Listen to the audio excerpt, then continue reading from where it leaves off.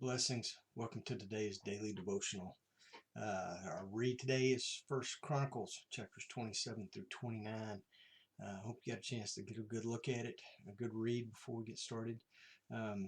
Today's law enforcement takeaway, just going through the chapters, kind of a review.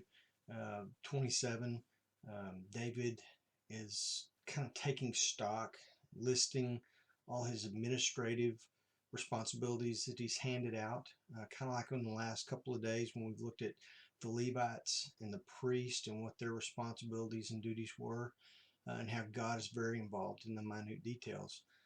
David continues that thought today. He lists, there's 12 tribes of Israel, and each month one tribe would kind of be the standing army. If you were in the army and you weren't engaged in a war with the Philistines or whoever you were fighting at the time, you only were responsible for coming in 1 month out of the year. And that month you would be in Jerusalem. And each tribe sent 24,000 soldiers as a standing army during peacetime. Anyway, David goes through and lists all the commanders, which is a really cool list to see which one of David's mighty men were in that list, which ones look like they kind of retired after all the battles were done. It's really neat to look at. But there's one verse that really stood out to me that I want to talk about today. And in the midst of all these duties and responsibilities, and I mean, he's listing the soldiers that are in charge of his flocks, the soldiers that are in charge of his cattle, the ones that are in charge of all his property.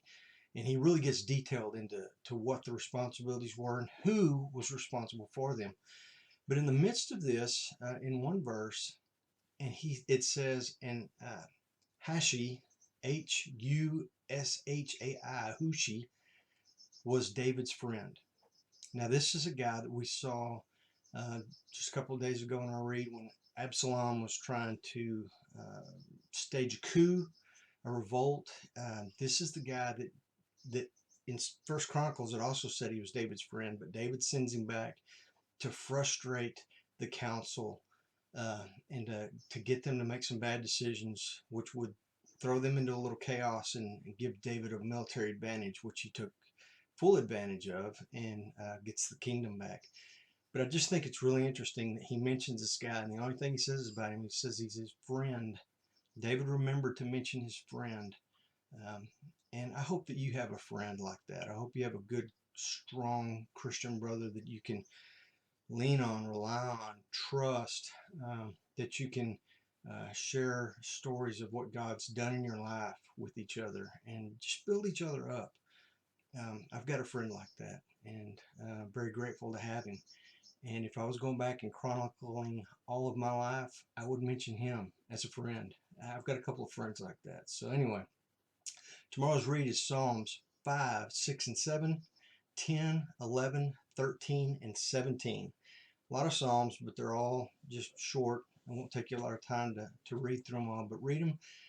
Come prepared tomorrow, and let's have another discussion of God's Word and how it applies to law enforcement. Be safe.